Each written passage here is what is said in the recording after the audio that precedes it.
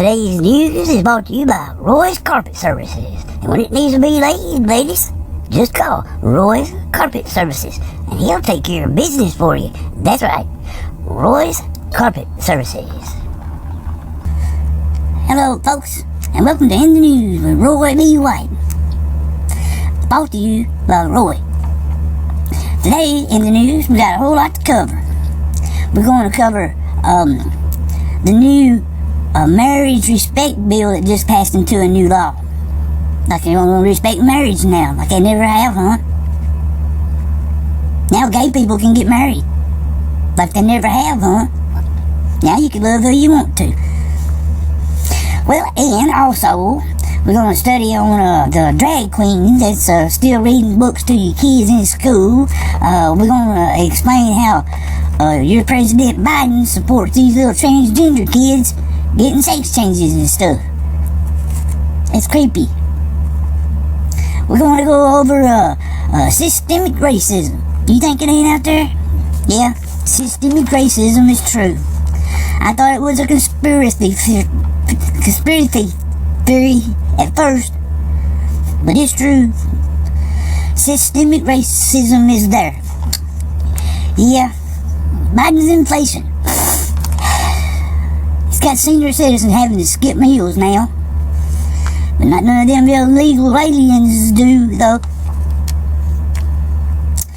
And we're gonna go over California, how it's paying them illegals to be illegal, paying them good money, real good money. I'll show you here in a minute.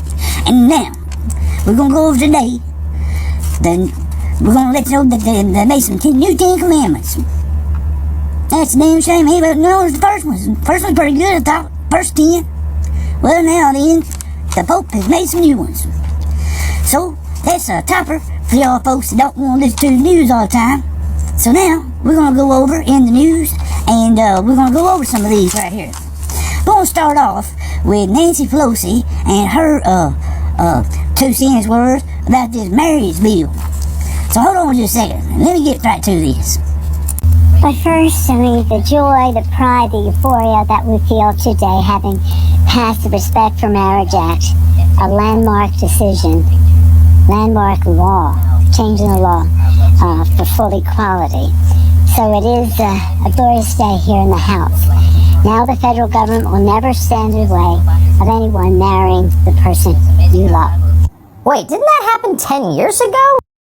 Yeah, that did happen a long time ago. Gay people have been getting married for a long time. I know some lesbians that's married. But that don't stop them from putting a new one out there, though. I guess they just needed that to be equality, is what Nancy said. And even Cyndi Lauper got her nose in on it. Let me tell you what Cyndi had to say. Hold on. Our families are validated, and because now we're allowed to love who we love, which sounds odd to say, but Americans can now love who we love. So now you can love who you love. Just be married to them too. Whoever you love. You got the freedom to love somebody now. You got permission. So they lit up the White House today with all them special colors just for them lesbians and them gay fellers. I'd rather see it all lit up in red, white, and blue, but that's not how it is.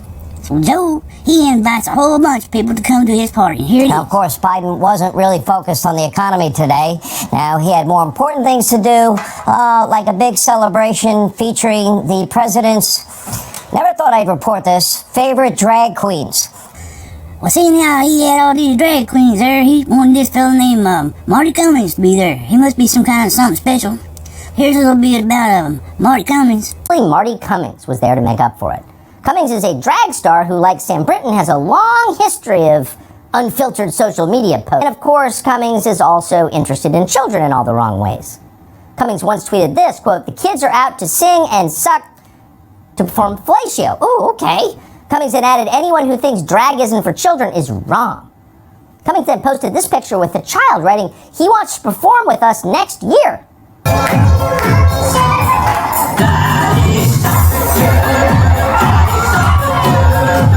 That's me and 2-year-old Brody at my drag brunch in New Jersey. Well, I just think that's a shame. Somebody just needs to whoop his panties right off of him. You know, for Joe Biden to be awful freaky like that, he didn't used to be.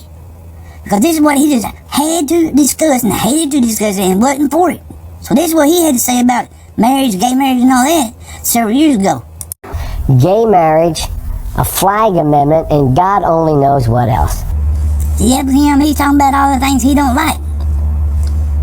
Apparently he didn't like the drag queens and such back then. But we're gonna move on. We're gonna move on and talk about them drag queens still reading them books to your kids in school. Hold on here. And now to our News Hour shares. Storybook hours often seek to entertain young children while inspiring a love of reading. But one organization is turning the tables on who's turning the pages. The News Hour's Julia Griffin explains. Too bad, said the stink bug. At the Adams Morgan Community Center in Washington, D.C. recently, parents and their tiny tots sat patiently, riveted by a storybook and its reader. He shuffled into Bear's room. Wake up, Bear, mumbled Mole. Spring is here. This is Drag Queen Story Hour. Everybody wave to each other, make a friend next to you, okay? Everyone is different and everyone is not bad, said Scooter, who is a turtle. I know you didn't think it was real, but there it is in plain as you can see it plain as day. Today, readings take place at libraries, museums, and other cultural centers in more than 30 cities across the country. Well, if you look real close, I think you might see one in Nashville there. Well, here's Joe Biden making some statements today about kids. Let's see what he got to say. We should reconsider whether you got the right access to contraception. And yes, we should reconsider whether you have the right to marry who you love.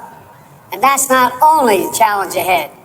When a person can be married in the morning and thrown out of a restaurant for being gay in the afternoon, when hospitals, libraries, and community centers are threatened and intimidated, excuse me, because they support LGBTQ children and families, we need to challenge the hundreds of callous, cynical laws introduced in the states targeting transgender children, terrifying families, and criminalizing doctors who give children the care they need. We have to protect these children so they know they are loved, and we will stand up for them and say they can seek for themselves. What did he say?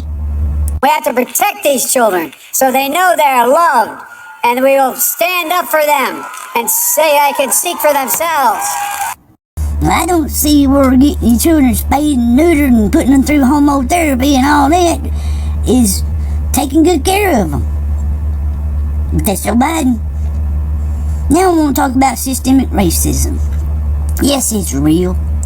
And here we go. We're going to talk about it and I'm going to prove it to you.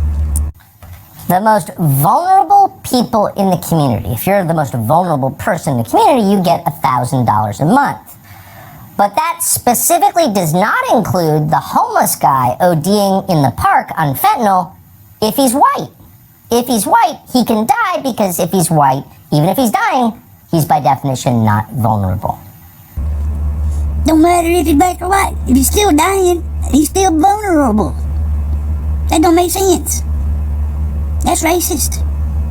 They will send you money if you have the right skin color. What's that matter what color your skin is when they're going to send you money? That don't make sense neither.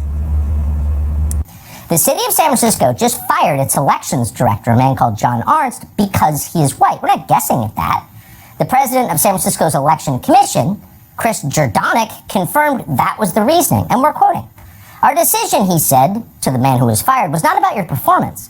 But after 20 years, we wanted to take action on the city's racial equity plan and give people an opportunity to compete for a leadership position. Fired for his skin color. Aren't we against that? Didn't we have a civil rights movement? He lost his job because he's white. That's systemic racism right there. That's for real. That's what it is. It's racist. There ain't no doubt. It's racist to white people. That's what it sounds like. That man lost his job because he's too white. Damn. Now, there was an outcry over this, and Arndt ultimately got his job back. But the city of San Francisco, the government, not just the people, the government, still endorses the idea of punishing people based on their skin color. Well, I'm glad he got his job back. That wasn't fair, just because he's white. See, he done a good job and everything, but they still fired him because they wanted to get into that diversity stuff. Biden, right after he took office, allocated billions of dollars in farm aid based on race, just on race. Yeah, I remember that. If you was a black or brown farmer, you got a bunch of money for it. That's racist. It's systemic racism in process there. That's exactly what that's about. So Kamala Harris suggested that certain communities, based on their skin color, deserve faster hurricane response. Yeah, I remember that too when that big hurricane hit Florida. She acted like white people didn't get their houses tore down and displaced and everything. Well, that ain't right. White people need money for their help too, just as much as black people do. And then you got that mayor out there in San Francisco. She giving money to all the queer folk out there. Every single year, this woman comes forward with groundbreaking and unprecedented investments in queer people. He don't want to see queer people. Hey, okay, so Joe Biden want to talk about how well he doing on this inflation bullshit. Well, he's not doing so well, but listen to him bragging about it. We learned last month's inflation rate came down more than experts expected. In a world where inflation is rising at double digits in many major economies around the world, inflation is coming down in America. In fact, this new report is the 5th month in a row where annual inflation has fallen in the United States. That almost sounds like a lie. He's trying to brag about it, see how good that is. Inflation is still there. Most Americans can see the progress driving down the street, finding relief at the pump as gas prices fall. It's a 40-year high, and he's taking a victory lap and spiking the football. See, gas prices gonna go down some because of what they call supply and demand. We learned that in school. The youngins today probably won't learn that in school because they ain't real smart. Not as smart as it was, because we are the 25th smartest country now in the world. 25th, China #1. And see, since the gas price is going down, that's a good thing. They'll probably go back up, but China got shut down, or some of the cities in China got closed down because of that woohoo virus thing that comes from China. And so they're not buying gas either. So there's more of a supply than there is a demand, because we're not buying gas, we have to save our money to buy food. That's how that rolls. I'm talking about food. Biden inflation, his inflation has struck home now. We got senior citizens that's suffering from it. Check his out. Biden's inflation is now causing more and more economic anxiety. For example, one study finding that 14% of our seniors, they have skipped meals because they don't have the money due to Biden inflation. That's a shame. He making it hard on them poor old folks out there. You know what? Because they're spending so much money, and now they want to come up with a omnibus bill. Trying to get it passed right now. And probably will before they get gone. And a lot of the people that's going to be voting on it, they ain't even going to be there come January 3rd. That's crazy. You've got to stop a $1.9 trillion omnibus spending bill done by a couple of aging, retiring senators who will reignite inflation all over again if we don't stop this thing. $1.9 trillion. And don't even know what's in it. The Democrats wrote it, but it made a whole bunch of it, and then just recently passed it out. And so the conservatives and Republicans, they're not going to have time to read all that, not before the vote comes up for it. Well, let's move on to California. Tell you what they got.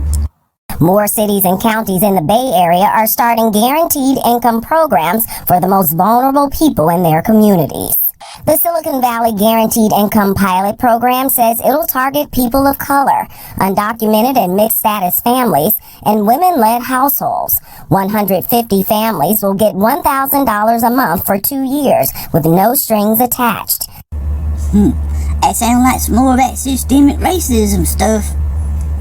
Again, here they think that white folks don't need some money too, and they're giving it away out there. Damn.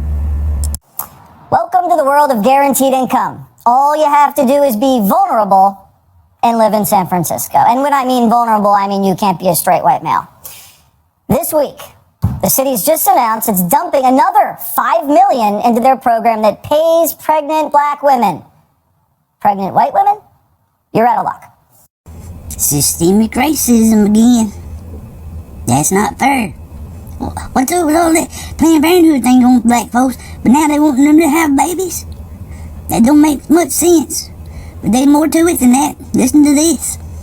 So just how much money could you receive in San Francisco if you check every box? Well, our team decided to tally it all up.